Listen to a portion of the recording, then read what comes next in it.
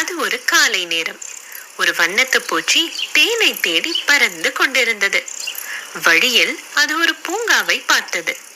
அங்கே பலவிதமான பூக்கள் பூத்திருந்தன. அந்தோ பரிதாபம்! அனைத்து பூக்களும் நிறமில்லாமல் இருந்தன. அவை கண்ணீர் சிந்திக் கொண்டிருந்தன. என்ன நடந்தது என்று தெரிந்து கொள்ள வண்ணத்து பூச்சிக்கு ஆர்வமாய் இருந்தது. அது முதலில் செம்பருத்தி மலரை நோக்கி சென்றது. செம்பருத்தி பூவே, செம்பருத்தி பூவே, ஏன் அழுகிறாய்? உன் நிறம் எங்கே என்று கேட்டது. அதோ அந்த பெண் என் சிவப்பு நிறத்தை திருடி அவளது உதட்டில் சாயமாய் பூசிக்கொண்டாள் என்று அழுது கொண்டே சொன்னது செம்பருத்தி பூ. சற்று தூரத்தில் அழகான சிறுமி ஒருத்தி நடந்து சென்று கொண்டிருந்தாள். வண்ணத்து பூச்சி ஆர்கிட் மலரை நோக்கி பறந்து சென்றது. ஆர்கிட் மலரே, ஆர்கிட் மலரே, ஏன் அழுகிறாய்?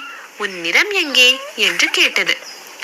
அந்த குட்டி பெண் என் இளஞ்சிவப்பு நிறத்தை திருடி அவளது கன்னத்தில் அப்பிக்கொண்டாள் என்று அழுது கொண்டே சொன்னது ஆர்கிட் மலர்.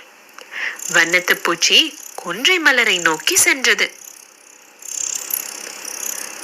கொன்றை பூவே, கொன்றை பூவே, ஏன் அழுகிறாய்? உன் நிறம் எங்கே என்று கேட்டது. அந்த சிறுமி என் மஞ்சள் நிறத்தை திருடி அவளது கண்ணிமையில் தடவி கொண்டாள் என்று அழுது கொண்டே சொன்னது கொன்றை பூ.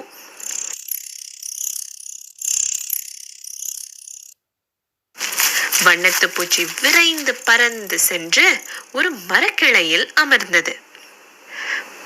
வண்ணத்து பெண்ணே, வண்ணத்து பெண்ணே, ஏன் பூக்களின் நிறங்களை திருடினாய் என்று அவளிடம் கேட்டது. வண்ணத்து பூச்சியே, வண்ணத்து பூச்சியே, என் முக ஒப்பனைக்காக வண்ணங்களை திருடினேன் என்றாள் அச்சிறுமி. உன் அழகிற்காக பூக்களின் அழகை அழிப்பது தவறு என்றது வண்ணத்து பூச்சி. நீ வண்ணங்களோடு அழகாக இருக்கிறாய், நானும் உன்னை போல் இருக்க நினைப்பது தவறா என்று கேட்டாள் சிறுமி. எனக்கும் பூக்களுக்கும் வண்ணம் இருந்தால்தான் அழகு, நீயோ வண்ணமில்லாவிட்டாலும் அழகிதான். கடவுளின் படைப்பில் நாம் அனைவரும் அழகானவர்கள் என்றது வண்ணத்து பூச்சி. அப்படியா என்று சந்தேகத்தோடு கேட்டாள் அந்த பெண். ஆமாம், நமது சுயநலத்திற்காக இயற்கையை அழிப்பது பாவம். தயவு செய்து பூக்களின் நிறங்களை திருப்பி கொடுத்துவிடு என்றது வண்ணத்து பூச்சி.